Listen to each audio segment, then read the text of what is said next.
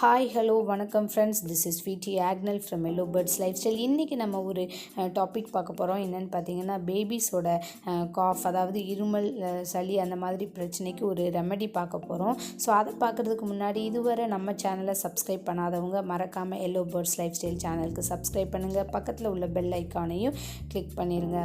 So இப்போ நான் கையில் ஒரு 2 லீவ்ஸ் வச்சுருக்கிறேன். இது என்னென்னு பார்த்தீங்கன்னா தூதுவளை இலை.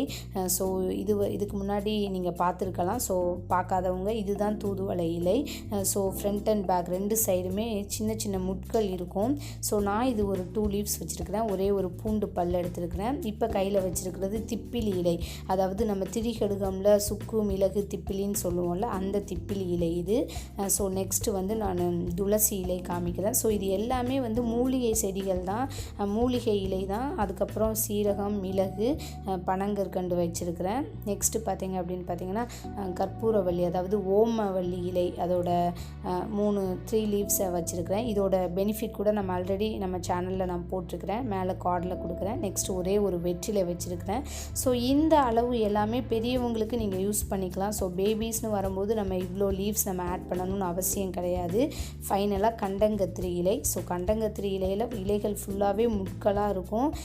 ஸோ நீங்கள் இப்போ ஃபைனலாக பார்த்தது கண்டங்கத்திரி இலை. ஸோ நான் எல்லாமே ஒரு இலை மட்டும் நான் எடுத்துருக்கிறேன். இது வந்து பேபிஸ் அபோவ் 1 இயர் நீங்கள் கொடுக்கலாம்.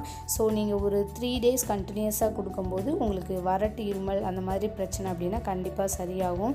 ஸோ நான் எல்லா இலைகளையும் என்ன பண்ணியிருக்கேன், நல்லா வாஷ் பண்ணி வச்சுருக்கிறேன். ஏன்னா நம்ம செடியிலேருந்து பறிக்கும் போதே ரொம்ப டஸ்ட்டாக இருக்கும். இன்னொன்று என்னென்னு பார்த்தீங்கன்னா, நீங்கள் இந்த கஷாயம் பண்ணும்போது நீங்கள் நிறையா, அதாவது 2 கிளாஸ் அளவுக்கு வாட்டர் வந்து என்ன பண்ணிக்கோங்க, ஆட் பண்ணிக்கோங்க. இந்த இலைகள் எல்லாம் நல்லா பாயில் ஆகும்போது இதில் உள்ள சாறு ஃபுல்லாக அந்த தண்ணியில் இறங்கணும். ஸோ ரொம்ப நேரம் கொதிக்கணும். அதனால் வந்து நம்ம என்ன பண்ணிக்கலாம் அப்படின்னா, அதிகமாக நீங்கள் வாட்டர் ஆட் பண்ணும்போது இலைகளில் உள்ள சாறு வந்து தண்ணியில் நல்லா அந்த இறங்குறதுக்கு நமக்கு வசதியாக இருக்கும்.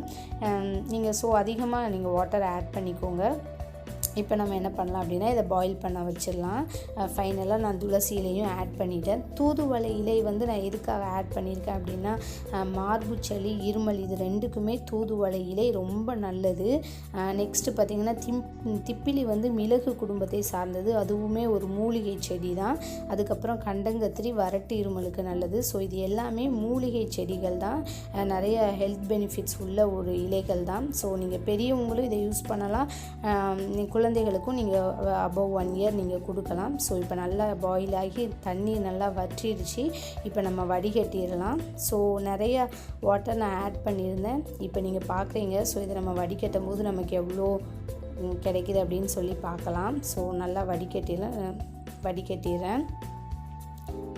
ஸோ இப்போ நீங்கள் பார்த்தீங்க அப்படின்னா நமக்கு ஒரு 1/2 கிளாஸ் அளவுக்கு தான் என்ன கிடச்சிருக்குது, இந்த கஷாயம் கிடச்சிருக்குது. கண்டிப்பாக இந்த கஷாயமை நீங்கள் 3 டேஸாக ரெகுலராக நீங்கள் கொடுக்கும்போது கண்டிப்பாக வறட்டு, இருமல், மார்பு சளி அதெல்லாம் எனது பேபிஸ்க்கு சரியாகும். இதை நான் ட்ரை பண்ணி பார்த்ததுனால உங்கள் கூட ஷேர் பண்ணுறேன்.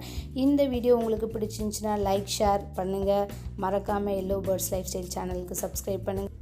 இவ்வளவு நேரம் பொறுமையாக பார்த்ததுக்கு மிக்க நன்றி. தேங்க்யூ.